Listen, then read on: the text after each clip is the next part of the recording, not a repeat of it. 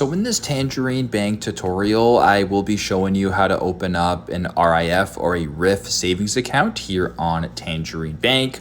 So once the app's opened up, go to the bottom left, press accounts. Once you're here, scroll down a little bit to where it says open an account right here, or you can scroll down, explore the products right here. But for this example, I'm just gonna go ahead and press open an account.